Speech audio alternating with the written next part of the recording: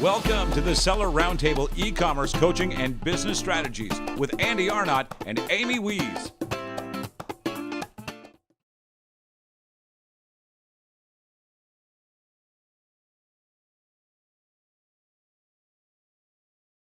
Yeah, I love that. Everything that I'm doing. Well, and that's just kind of like the basics. Now, there's a little bit more advanced, which I'm working on right now, and that's running cold traffic ads with all the content that I'm getting, obviously, from that. But the way that I'm doing it is I'm running it all to my store, my regular store, with the Google Tags Manager attached. And then I have the pixel from every single social media site on there. Still, this is brand new, so I can't comment on what it works or not, but I know for a fact people are killing it doing this. And so every single time anyone visits my store, depending on where they go on the URL or whatever, they get pixeled, and it is very tedious to set up. But once you set it up, it's good to go. And then from there, like, let's say that they come and they visit my Hydrolite Mango Pineapple page. This is what happens. They get hit on Facebook with a Hydrolite Mango Pineapple ad. On Instagram, they get a story. Okay, so, and every single social, so Snapchat, Pinterest, LinkedIn, everywhere they go, they get an ad that is custom designed for that platform. It's native for that platform, created simply for that platform, for that single product. And obviously for every single one, I have multiple levels. So I have an unboxing video, I have a testimonial video.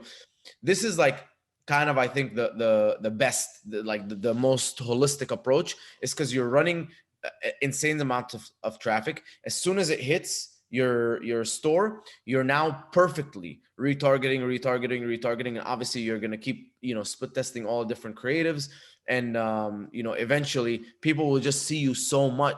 Like, I want to be that kind of brand where, dude, like, I talked to my friend about electrolyte powder, and now their ads are showing up everywhere. I clicked for a second, and now it's everywhere. It's a Facebook, Snapchat, when I walk in the street. Like, that's how I'm trying to be. So that's where I really think I can have a lot of success. Yeah, that's a great. Retargeting is one of the least used things around. And you mentioned another tool that a lot of people don't know about, which is Google Tag Manager. Which, if you don't know what that is, if you've done any conversion tracking, normally you have to go in and set each separate thing up on your website or your Shopify or wherever you're running ads to. But with Google Tag Manager, you just drop the Google Tag Manager code in there, and then you add to Google Tag Manager. And on there, it has some advanced stuff where you can say, like, hey, only fire this pixel at this URL, and only if it came from like this source or whatever. You can get really, really creative and really drill down in terms of Google Tag Manager. Another service I haven't tried in a long time, but I knew that they used to do this, was kind of the lazy man's version of what you're doing, Mina, is AdRoll, where you can set their pixel, and they'll go out and kind of run ads like pretty much everywhere the internet. Like, they have deals with like Google, Facebook, all these different platforms, and then you can like retarget them pretty much no matter where they go. So that's interesting. I haven't done that for years, but yeah, I haven't heard of them, but I'll look into them. Yeah, check it out, adroll.com. I think it's adroll.com. I think they have some new stuff, but yeah, it's fantastic. So one of the things that I love to talk about is, a lot of people don't talk about, is failure, right? Everybody thinks, once again, that it's this like easy thing. You get into Amazon, you can do a few products, and you start making all this money. But a lot of people don't know, people like you and I, and a lot of people listening here, spend hours and hours and hours working. It's like, a lot of people say, like, oh, I want to ditch my 9 to 5 and work less. But what they don't realize is, when you own your own brand, you're probably working more. The difference is that you actually enjoy what you're working, and you're building value for yourself rather than your boss or the company that you work for. So tell people a little bit of kind of the struggles that you've had to go through, any products that you launched and, just failed miserably. I would love to hear just kind of some stories on some trials and tribulations that you had to go through. Absolutely. So first thing is, when I created my first 100 units of Hydrolite, it was in a bag. I actually, as of today, all of my products are now in containers. I thought that people like the bags, but I don't know. I'm rethinking things. Anyway, so now I'm all in container, but the first 100 were in bags, and I never asked my manufacturer to do any inspection on them. And so he filled up the bags. Everything was good. Everything was golden. They went to Amazon. And then people started ordering. Amazon took the bag, put it in a bubbler, and put it on the car. As soon as it did that, the bag exploded. So the bag was not strong enough, and I never did any drop test or anything like that. Ended up with 60 out of the 100 bags failing my first 100 units on Amazon. So, that was a quick lesson learned on always inspect everything. So that was the first thing. Now, second thing is sodium bicarbonate, I believe. There's two sources of sodium bicarbonate. Now, this is one of my like failures. There's two sources of sodium bicarbonate. One is a regular mineral source, and one is a marine source. And so my manufacturer was getting the regular mineral source. We mixed, since I bought everything from him, I mixed it up, I drank it, everything is good, we're good to go, right? And then his manufacturer changed it to a marine source. Now, technically, that's fine, right? Because it's still sodium bicarbonate. You never specified that you don't want a marine source. So he obviously is not taste testing anything, because again, my quality control was only test this, that, but it didn't have, test it and leave it or whatever. So what happened was, all of a sudden I started getting negative reviews on Amazon. This tastes like fish. This is fishy. This is shrimp water. This is aquarium water. It tastes like fish was in my cup. And I'm like, dude, what is going on? First, I was like, maybe it's my competitors. Then I'm like, no, like there's no way my competitor is gonna attack me like that. And just FYI, guys, most likely if you think it's your competitors, it's not. It's just like nasty people out there. There's a lot of them. And so that kept happening. Eventually, I'm like, dude, like what the hell is going on? My manufacturer is screwing me over. But I went and I tested and all this stuff, and I literally did, okay, this ingredient and this ingredient, this and this, and after so many iterations. And the crazy thing was, I had a sample from someone from another company and it tasted perfect, but this one, it tasted like fish. And it turned out finally that one ingredient, like the problem was, it wasn't that sodium bicarbonate, it was his sodium bicarbonate, because it came from a different source. So when I would buy sodium bicarbonate online, it would taste normal, it would taste like salty. But when I bought it from him, finally I said, dude, put in a plastic sandwich bag 1 cup of every single ingredient, zip it, label it, send it to me.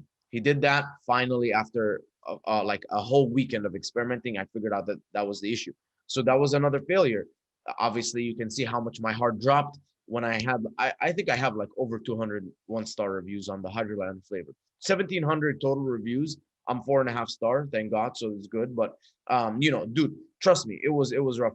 Another thing was, I skimped on my images. So I went to a Fiverr guy. I said, hey, here you go. I'm gonna pay you this money to make my listing images. And after I paid and everything, they came out horrible. And so, lesson to everyone: do not skimp on your listing images, please. Use nolimitcreatives.com. This is not a plug or anything. I'm telling you, I've vetted so many people. This is probably one of the number one services that's made, unless you're gonna hire someone in-house. Another thing, my first, using friends and family. Here's the problem with using friends and family. You can see how passionate I'm about this. Number one, when you don't pay someone, okay, they don't give a fuck. Okay, they don't care because you didn't pay them. So they're like, okay, I'll get it to you. Da, da, da, da, da. Number two, do not hire friends and family. Hire the best person for the job. So heavily vet. You should have a criteria on what you're looking for. You should have an exact scope of work. You should have deliverables, expectations, timeline, schedule, values, breakdown, how you measure success.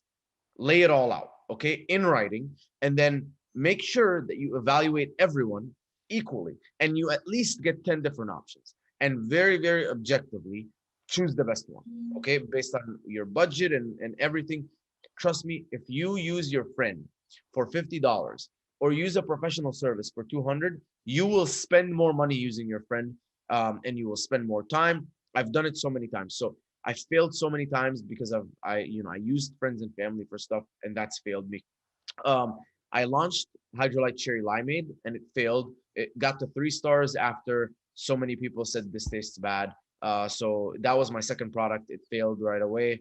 I then tried to create the illusion of having a nice holistic brand. So I got I launched collagen, glutamine, creatine. All three of them, I said I'm going to do 150 units of each. It's going to make my brand look cool. Guess what? It did not make my brand look cool. It just didn't sell. And that was like a $4,000 loss that I incurred. So, there is just one failure after the next, really. The only thing that's changed is me. So I think I'm experiencing the same amount of failures. Obviously, I'm never repeating the same mistake twice, or else I'd be stupid. So I'm experiencing the same amount of failures. If anything, they're probably getting like bigger dollar amounts. However, my attitude is different. I'm way more resilient. I have much thicker skin. And so when these failures happen, I'm very non-emotional. This is what happened. This is the problem. This is the source of the problem. Just so we do a root cause analysis to never have this issue happen again and resolve it. And then I take what are my options? How can I, resolve this? Let me talk to 5 people who I trust in my circle that are experienced. What's everyone's opinion? Let's lay it all out. What's the best course of action? Let's take it. Did I lose $10,000? Yes. Who cares? Well, like what? Am I now on the street starving? Did one of my children die? No. So it's cool. Don't stress. You'll probably lose your health and more money stressing out about something than if you just said, okay, whatever, like it's a mistake and let's learn from it and move forward. So am I making mistakes every single day? So much. Sometimes I'm repeating some mistakes. And even though I said, I never want to repeat the same mistake twice, we're human. It's okay. But the number one thing is I'm improving. I'm becoming more resilient. People experience burnout. I haven't experienced burnout in a while because I started to understand how my body works and how my mind works, and I started working on optimizing my sleep and my training and my diet. And when I feel like, oh man, sometimes I feel stressed, so I have this beautiful hack. This is what I do. Just everyone might think like, wow, these people are killing it, are like they have some advantage. I don't have any advantage. Trust me, I'm like a normal person. But here's my hack. I buy these energy drinks. They're low calorie and they taste really good. So I'll go in the morning. I'll drive to the plaza next to me. I'll have a coffee in the sun. That's about 30 minutes. I'll come back and I'll get these 2 energy drinks so I can drink throughout the day. I'll drink them. And instead of working on stuff, I will like do emails and I'll do like certain things that are probably don't matter that much to the business. However, they make me feel like I'm not really working hard because they're like stupid, but it makes me feel like, wow, Mina, you accomplished a lot today. So I'm literally tricking myself. I know how to trick myself, and I'm tricking myself. And then because I have the energy drinks, I can now afford something a little bit more hearty of a meal in the evening. So I'll eat like something like maybe like a little bit of Indian food, reward myself by watching TV and falling asleep. And I wake up the next day and I'm like, dude, I feel like $1 million. Because I did all of these things that are tricking me into feeling good and releasing all these happy hormones. So, you just have to realize that outside is not going to change. Inside is what's going to change. And that's how people like, that's why people think, oh man, these people are killing it. Nah, it's the same. What's happening to you is happening to me. I'm just reacting differently now. Yeah.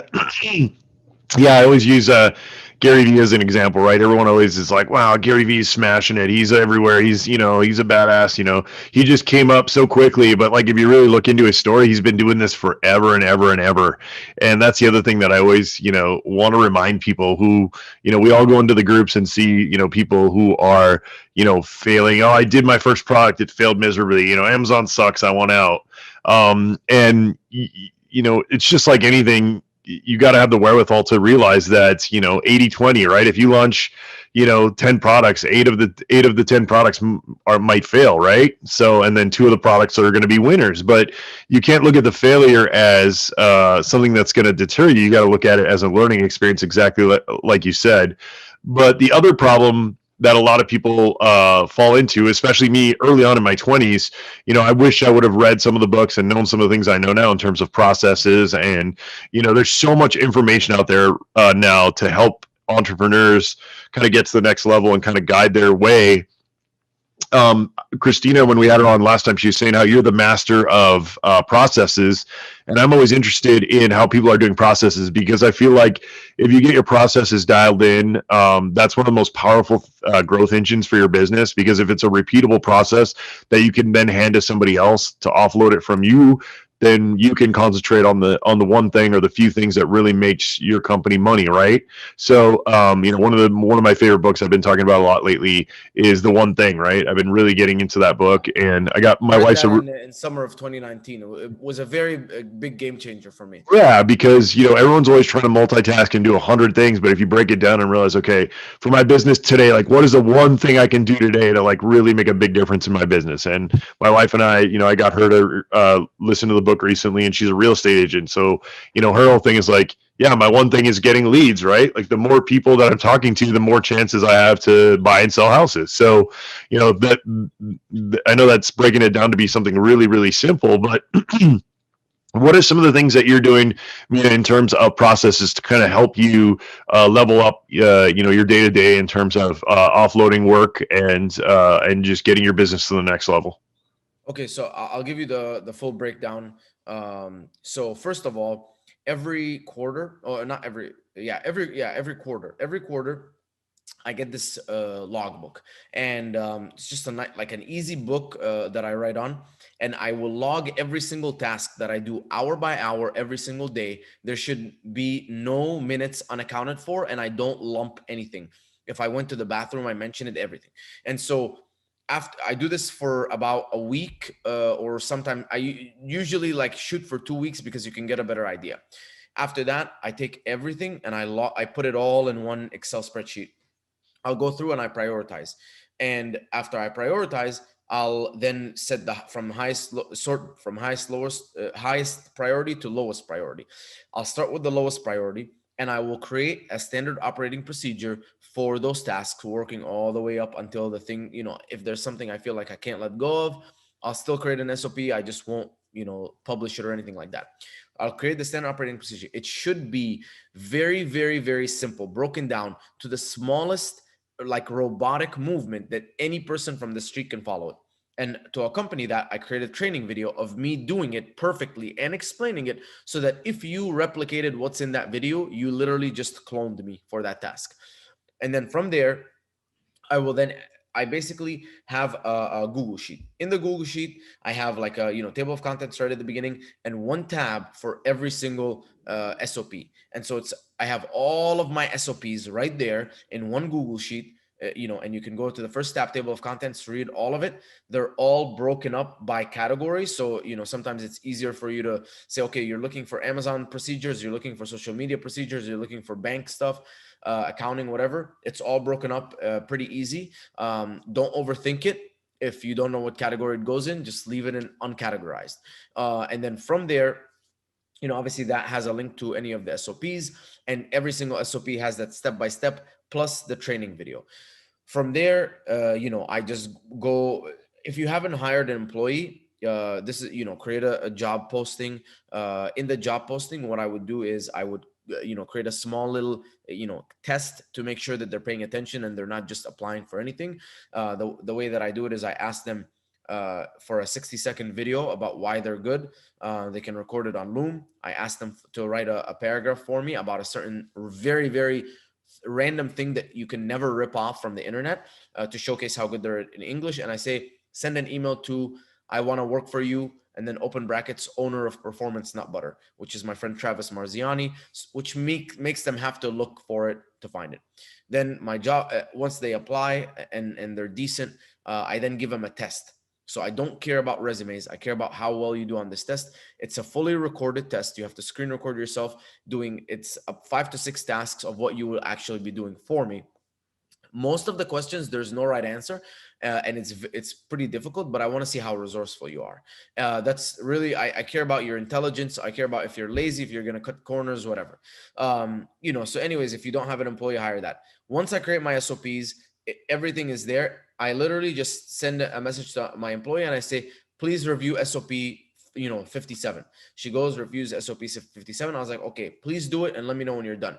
She does it, sends me, okay, done. Any issues? No issues. Everything is good. I'm like, okay, From now on, you're going to be doing this task. And then every single time she ever needs to refer back to it, she can go quickly and refer back to it. And then I have obviously a Trello board where every single employee, there's a Trello board. And in that Trello board, there is to do like tasks that they need to do in progress, ready for review and completed. They're responsible for all of the different columns. So even if I reviewed something, they're responsible for moving it to completed. Every time I tell them to do something or assign them an SOP to train on, they add it into to do. And then every morning they're sending me a progress video showing their face and the Trello board, updating me on, hey, I'm working on this, I'm working on that. This keeps me in the loop with them. And then every single employee has a checklist, and the checklist is dated, like February 2nd, daily checklist. In that checklist, there's a list of every single thing that I want them to do every day, or to at least check on every single day, and any SOP associated with that. So it's very easy to build at the beginning. I'm like, I want you to check all, like, let's say, check my Shopify store to see if there's any orders in limbo, SOP 87. Send messages to 5 influencers, SOP 34, so on and so forth. And they literally just have to go check the boxes, and then they move it to ready for review, and then they duplicate the checklist for the next day. And that's pretty much like my system for managing employees. All of my SOPs are everywhere. The one thing that I'm implementing now, which is a level above that, is everything generally has a flow. And so let's say for like PPC, I have a flow. So as soon as we create a new product, you're going to go do keyword research, then you're going to go to do competitor, and then you're going to do this, and you're going to create a portfolio, and then you're going to go launch the 4 auto campaigns, and so on and so forth. So all of that is laid out, and then it's on Lucid Chart, LUCID chart.com. You can create a very nice flow chart, and then every single flow chart can link to an SOP. Every single piece of the flow chart can link to an SOP. So I can walk them, do this, do this, do this, do this, do this, do this, do this. So now my process is when I launch a new product, here's the overall process, from creating the listing to creating the images to this and that, and getting a UPC code and all that stuff. And then all of these, you click on them, and then they link you to an SOP. Or if they're like, I say, set up Amazon PPC campaigns, maybe that's a more complex one. So that links to another sheet, which has the full Amazon PPC flow, and every single one of them has an SOP. So it's a very, very holistic approach to, like how to create procedures, and everything is centralized. Lucid Chart, there's only one. Google Sheets, there's only one. All of the videos are recorded on a server in one folder, and everything is central there. And I don't like to have everything. I like to be like, dude, here's the training. Anything that you need is there. Every person in the system, in the business, should have access to all of the systems. Yeah, I love that. And I love how organized that is, because I know that for me, one of the things for me is it took me a long time to really figure out, there's so many different tools out there. There's Trello, there's all these fun things, and it's use whatever works for you guys. But it's always great to hear feedback from people like Mina, who are doing the actual day-to-day work on how to set up your systems. I love Airtable. That's where I landed, but it's very similar to a Google Sheets and things like that. But just use what to skin the cat. Exactly. Use what works for you guys.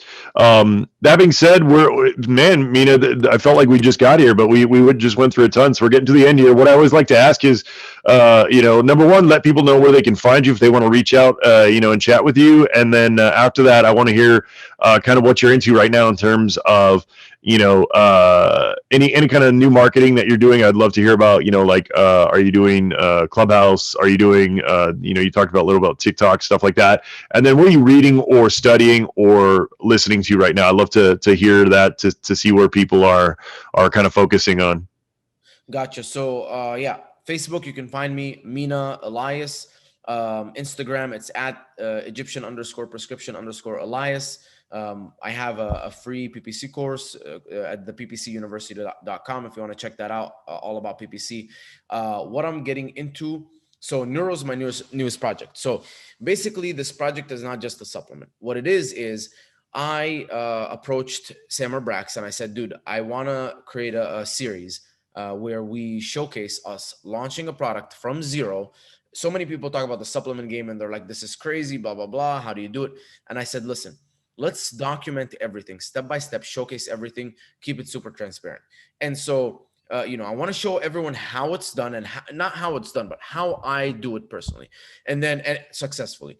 Or actually, we don't know, it might fail. So that's part of the drama. I love drama. And then just to push it a step further, we're going to launch the products on Kickstarter. And the reason is I don't want to hear excuses from people. I'm a very no excuses person.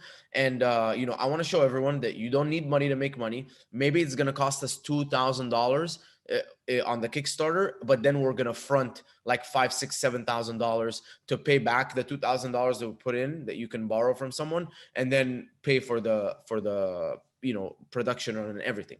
And so, and I told Samar, like, let's do this. So on top of that, I said, what's going to push it even a step further? Let's bring sponsors and use those sponsors to help us. So we got Getida, which is a FBA reimbursement company. If you guys don't use Getida, you really need to get on Getida right now. We got Thrasio, $1 billion Amazon acquisitions company. We got Ping Pong Payments for international payments, stuff like that. We got a couple others, Sellerize, Incrementum, PickFu. And so we took all of that money and we said, we are going to bring the best of the best people to basically consult us on what to do for neuro that we're going to share with everyone. So, okay, inspections. What's the best way to do inspections from an inspection expert? Sourcing, what's the best way? How do we create a Kickstarter from someone who's done 4 million on Kickstarter? How, like all of these things. So we're bringing everyone in. And on top of that, we're creating something called a playbook. So if you want to get that, just go to the Brax FBA group. It's going to be there. But it's a step-by-step checklist of every single thing that we are doing for the business, with a video of me doing it, with links to whatever shit that we used. Like literally, I want to add so much value. And the reason that I'm doing this is not because I'm going to get paid for it. Just so everyone is clear, I want personal brand recognition, AKA like I want to become famous, because like what Logan Paul is doing is basically this guy, like he just got famous. Now he's getting paid 3 million, 4 million for a boxing fight, and he's launching any brand and it's making a lot of money. That's kind of my goal too. And the best way to do that and to become recognized, I mean, Logan Paul did it by, making people laugh. I want to do it by adding value to people. So that's the even exchange. My name gets known. I can do that shit. I can launch supplements and they're going to kill it. I have no interest in courses and all that kind of stuff. And I don't know, whatever. But also at the same time, I feel like there's a lot of people trying to take advantage of you. And so I feel like if you have knowledge, it's your obligation. And also it's an act of service. And that's one thing I was just talking to my mom about. And, I'm really big on like trying to give back. And traditionally it's always been like acts of services, go help the poor people and all this kind of stuff. And, soup kitchens. But I'm like, dude, come on. Like I can help so many other people as well. Like, maybe someone's struggling, at home and I give them like all of this value and now they have a better life or, whatever. So I don't think that acts of service, like there's plenty of people who can do acts of service, soup kitchen and stuff like that. But for me, I can do other things too. So I was just talking to my mom, and I think like that's where I'm going to go more towards is using what God gave me as a gift, which is like this business systems and all of this stuff, and having the balls to like go launch supplements and not care if anything happens and show everyone and, and hopefully help someone else. So that's kind of like what I'm getting into next. Books. Do you want to say something, Andy, or go into books? No, I was just going to say, no, I love that. And that's, we always tell people like, that's one of the reasons why we did this podcast, right? Because if you go out right now, there's people charging thousands of dollars for the stuff that we give on this podcast for free. Yeah. And it's the old adage, it's give a man fish, he'll eat for a day, teach a man to fish, he'll eat forever, right? So that's kind of our adage as well is, we're trying to teach people here to, ditch their day jobs or, follow their dreams. But I think I'm also more of a realist. I'm not always like, blowing the FBA. I'm not on the FBA fan team, right? Like I call out Amazon. I tell people how much of a struggle it is, how much struggles I've had with Amazon, because I want people to know the real story in terms of it is a struggle. It's not going to be easy. You might luck into a unique product and it might be super easy for you for the first year or two. But then Amazon, will pass, will come down with a new, thing where you have to. Down with this new supplement regulation where, dude, I literally spent 2 days nonstop. I got a quote from every single ISO certified lab in the entire country to certify my products ASAP, because they just said, hey, we're going to take your products down if you don't have this certification. And I'm like, this is part of the game, guys. It's part of the game. If you think you lucked out, Andy, people like Andy, they were lucky for some reason, God loves them, and they found about Amazon in 2012 and shit. But for most people in the regular world that are successful, they started, in a normal level playing field. So don't chase the opportunity. Just find something that you love and do it and get super good at it and add value to people, and you're gonna make money. It's literally, you get compensated based on how much you're making people's lives better. It's that simple. Now, if you want to try do some quick hacks and tricks and go around it and shortcut, is gonna be short-term gain. In the long term, nothing like that is ever gonna last. Yeah, absolutely. And yeah, I mean, like I said, that's one of the main main reasons why I've shared that. And to know that, that the people who are continually being successful on Amazon are the ones that I always say, my dad said in life, there's always the things you want to do, but then there's always a shit sandwich involved, meaning like, no matter what job you do, no matter what, there's always going to be stuff that you hate to do, that you have to push through, that you have to persevere with. Because it's never going to be puppy dogs and ice cream, right? There's always going to be 100%. Trials and tribulations. So the more that you can eat that shit sandwich, the more successful you can be. And those absolutely are the people that are the most successful. They're the ones that look at all the dirty, nasty shit and go right through it, no problem. And I've seen that very clearly. I see some successful people and they're like, yeah, I had to do this, and I'm like, holy shit. This person is not successful because of an opportunity or something. This person has a very high shit sandwich tolerance. And that's why, they're successful. Yeah, absolutely. And in my 20s, when I was single, I'd see all my buddies go out drinking at night, and I'd be in work, and I'd be coding, or I'd be working on my marketing, or I'd be building apps, or whatever it was in my 20s. And I always worked 2 or more jobs, until I finally started my Amazon stuff, and then I did that, and then my software. But yeah, I mean, that's the thing, people, is if you're going to sit on the couch every night and watch Netflix for 4 hours, it's going to be really hard for you to surpass guys like Mina, who are up all nights, really concentrating on their business. Worry. My sleep is optimized. I have a Whoop. I have 3 coaches that are on me 24/7. If my sleep starts going down, they're like, yo, what's going on? Why aren't you sleeping on time? So no, the accountability. You don't need to be up all night, but sometimes shit gets tough, and you need, for example, there was a time where for neuro recently where I had to do China stuff, so I had to change some shit, and I had to be up every day till midnight because I need to communicate with China. I had to so it's not favorable. I wake up at 5:30 in the morning, but sometimes you deal with it. And also, I'm very intentional with what I do and utilize my time very efficiently. There's no time wasted in my day. I barely have any, everything is kind of organized, and it's from this to this to this to this to this, and everything's planned out.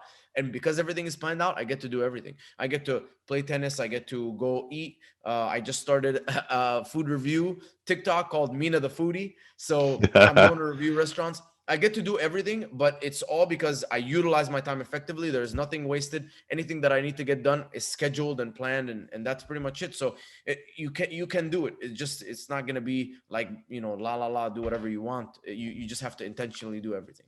Yeah, absolutely. Work smart, not hard. But when you do need to work hard, that's when you have to put in the time when those hurdles come up. Absolutely agree. Hey, everybody, thank you so much for joining us. Everybody that joined us live here in the Zoom, I love that. I actually normally I stay for 15 minutes, Mina, and answer questions, but I got to bounce here pretty quick. If you want to hang for 5 minutes and see if we have any questions, really quick. But before I do that, I'm going to end the podcast because, as you guys know, we don't put these question and answers on the podcast. You got to join us live. sellroundtable.com/live, 1 p.m. Pacific time on Tuesdays, guys. If you haven't joined us live yet, please do so. We love to have you guys in here live, and we'll see you guys next time on the Seller Roundtable. Thank you so much for being on. Thanks, Mina. Thank you. Every Tuesday at 1 p.m. Pacific Standard Time for live Q&A and bonus content after the recording at sellerroundtable.com. Sponsored by the ultimate software tool for Amazon sales and growth, sellerseo.com and amazingathome.com.